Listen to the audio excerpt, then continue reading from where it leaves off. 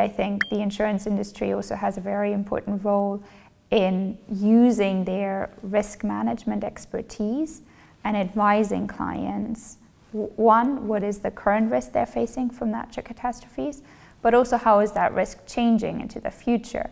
Is it increasing? Is it decreasing? And in my view, very important for the government, but also for the industry to understand and look at some of those hazard maps, understand where are high risks, and really restrict building in such high-risk areas in the first place, so we don't increase our exposure going forward. So what I understand, you're also advising collaboration between like the regulative parties, the governments, and the industries. Correct. And also academia. Correct, and I think there's great examples around the globe of such partnerships. For example, in the UK,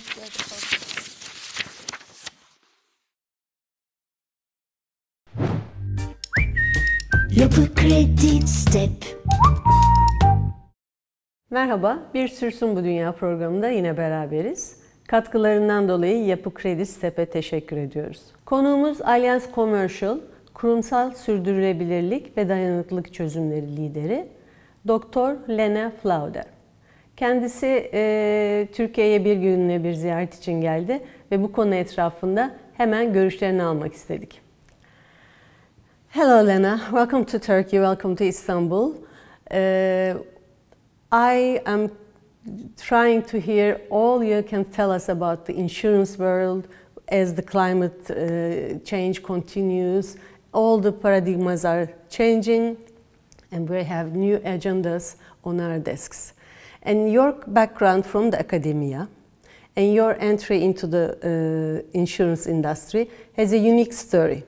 First, would you share that with us, how you came into this industry, and your contribution has been great.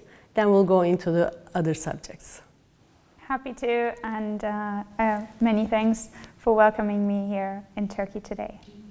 So I have, let's say, a bit of an unusual story in entering the insurance industry.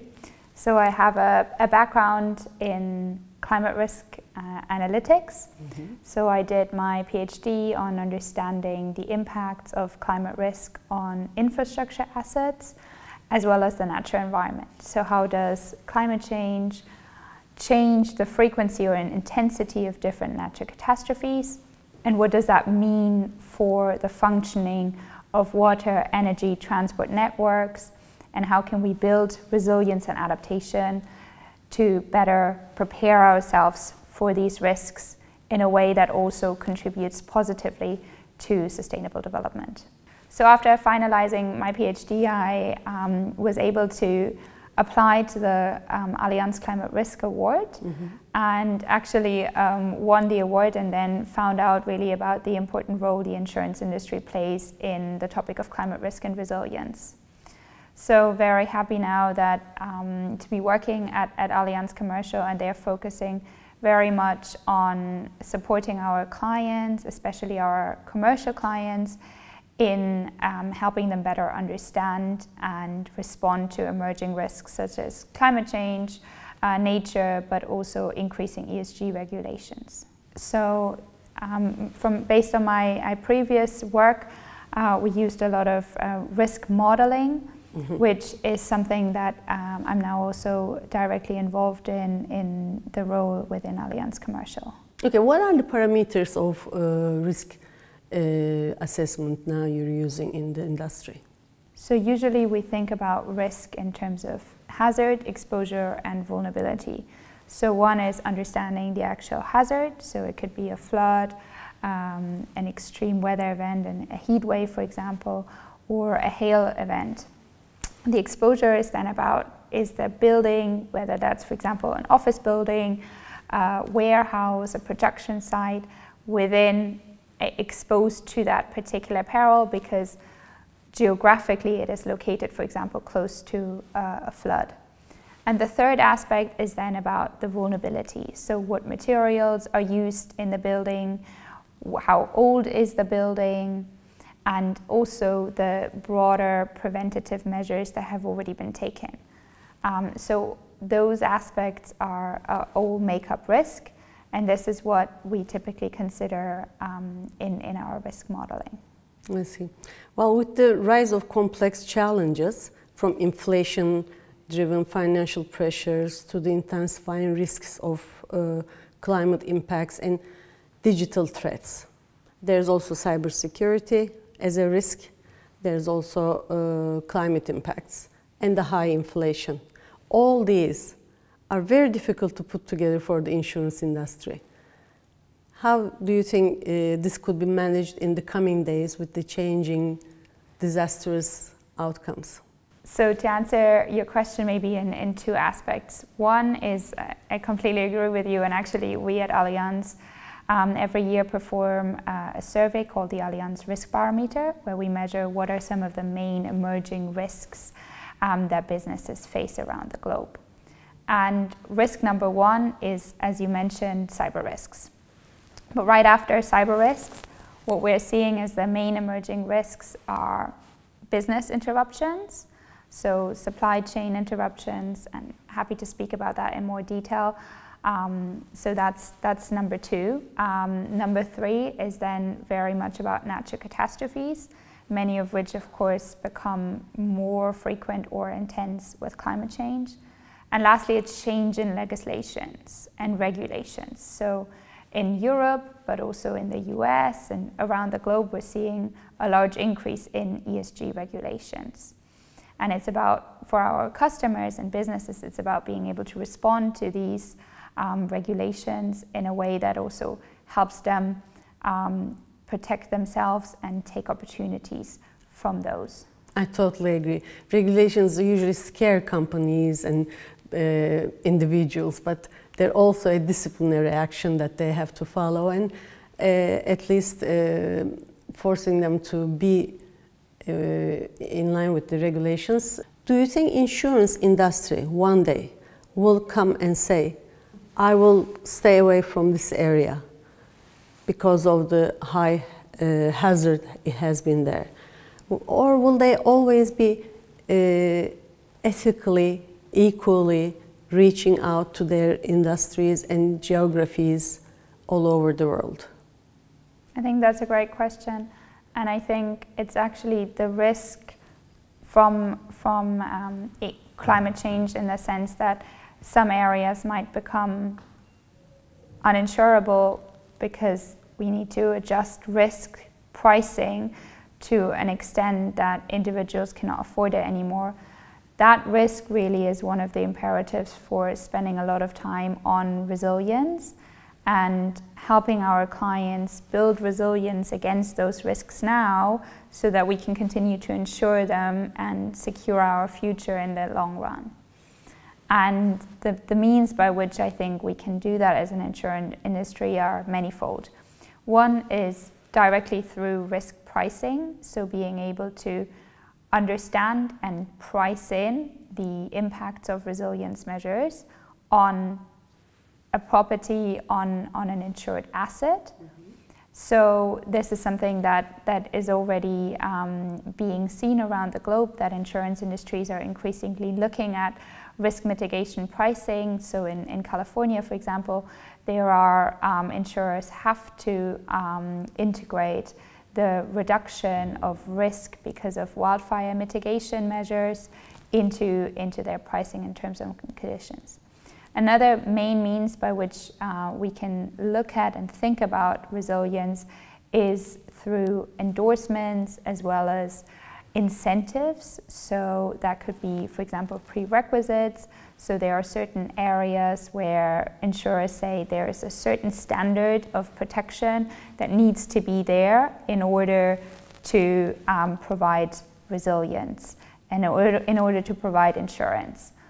And what we've also seen insurers is actually investing in resilience measures. So there are some insurers that, for example, invest in mangrove restoration and nature-based solutions to really reduce the risk from extreme weather events such as floods on the surrounding properties.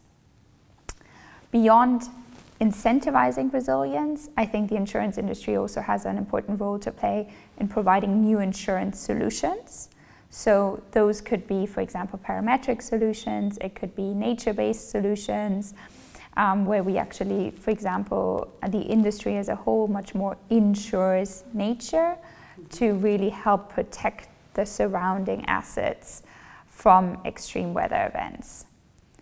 And lastly, and very importantly, I think the insurance industry also has a very important role in using their risk management expertise and advising clients, one, what is the current risk they're facing from natural catastrophes, but also how is that risk changing into the future? Is it increasing? Is it decreasing? And what can company, in whatever industry it is, what can they do about this increase in risk to better protect themselves? And I think as an insurer, here we have a very important role because we insure the losses. So if you are a company and you've had a main loss, how can we now not just help you rebuild exactly what has been there before, but help you understand what is the risk in 20 and 30 and 40 years, and help you rebuild to a standard of protection that considers that increase in climate change risk. So that if previously you were, for example, exposed to a 1 in 100-year flood event and maybe have a flood wall or a flood-proof door, now you might have a same magnitude of a flood event but happening more often, or you might have more extreme floods. So what is an adjusted standard of protection that might be useful for you to help you become resilient, not just to the current climate and the baseline what we're seeing now, but also to the future climate. This is very important because big corporations are usually able to do this. They have it's mostly embedded into their companies, the sustainability issues, climate risks, risk assessments. They're able to do it, and they're able to talk with the insurance companies in broad sense. But a lot of small to medium enterprises are not able to do this. What you have just explained is a great way of also educating them and getting them ready for the future climate risks and making them more resilient. This is an issue in Turkey as well because we're part of the EU and we're getting ready for the Green Deal. And most small to medium enterprises are not really resilient on this issue. So this is a great opportunity for them to be able to use the help of the insurance industry, especially what you have explained in Allianz, and this will teach them and show them the way. Well, looking ahead, what emerging climate-related perils do you foresee demanding more focus on the insurance industry? Maybe you can explain us what's in the future for us. Of course, yeah. So looking into the future, we see a number of perils there's quite a strong consensus that this peril will increase either in frequency or intensity with climate change. And one of the perils is, for example, heat waves, extreme temperature. And this is something that we're seeing will increase into the future. And just to provide an example, this summer in Mexico, we've seen one of the big heat waves, a 5-day heat wave. And this is an event looking at climate attribution studies which understand what is the role of climate change in making certain events more or less likely. What has been shown is that such an event in the previous climate used to be an event that happens 1 in 60 years. Now, looking at the analytics, it is an event that would happen 1 in 15 years.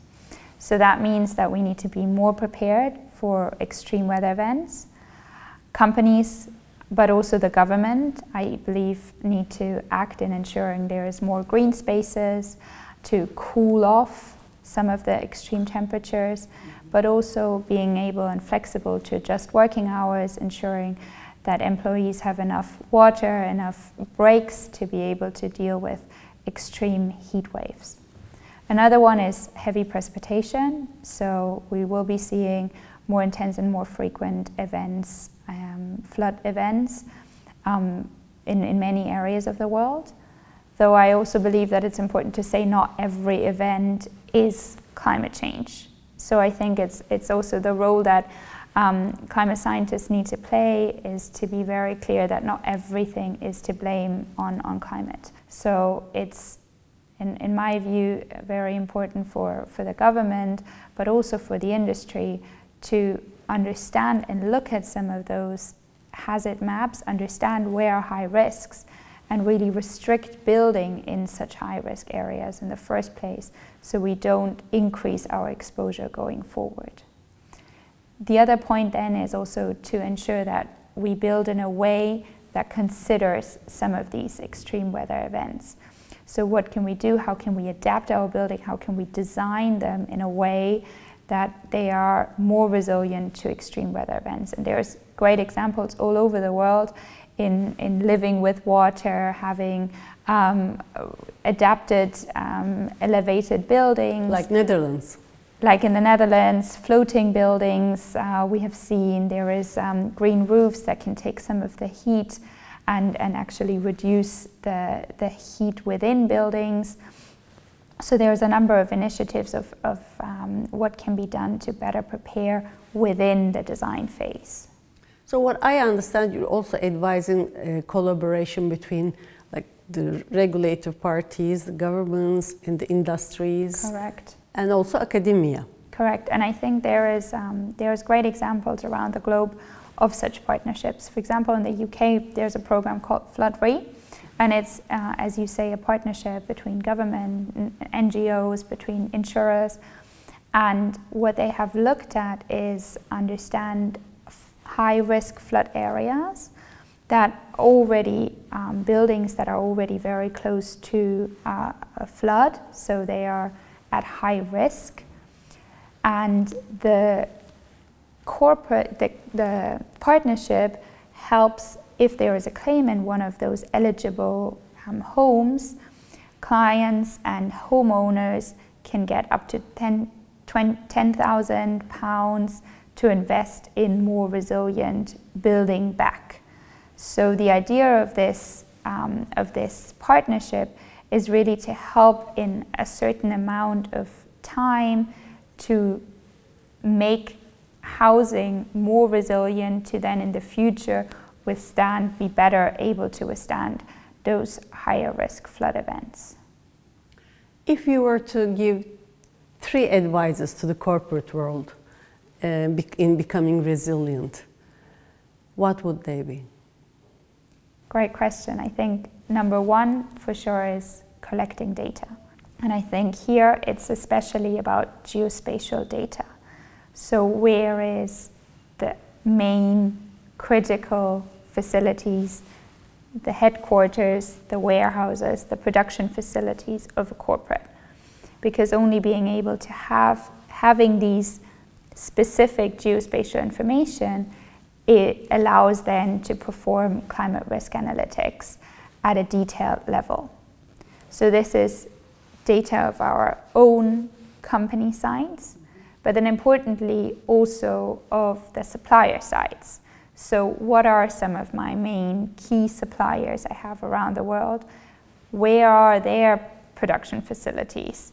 Where is the critical infrastructure, the critical equipment coming from? And what are some of the roads and transport routes that help me ship material A to my own production facilities? And only when we have that data in a geospatial format across suppliers, we can perform an adequate climate risk analysis to understand where are the vulnerabilities. Is it on my own production facility, or is it one of my key suppliers that actually, if they need to halt their production because of an extreme weather event, it will have a direct impact on my own production. So it's understanding throughout the supply chain what are the critical points and how does that affect my operation on site. So number one, I believe, is data. Okay. Number two, I think, is education.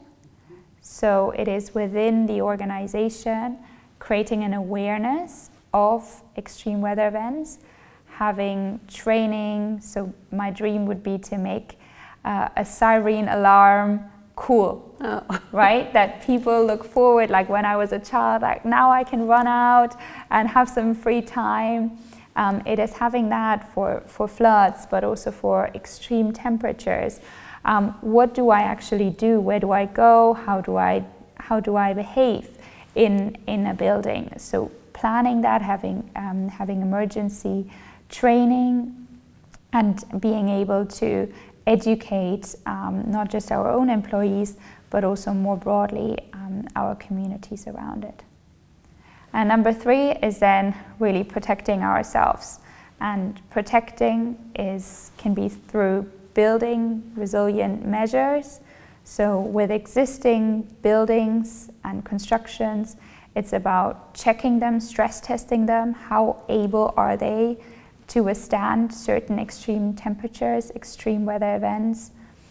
Which are the critical facilities that might need a deeper dive into? Is there a flood wall, a flood window that could be installed?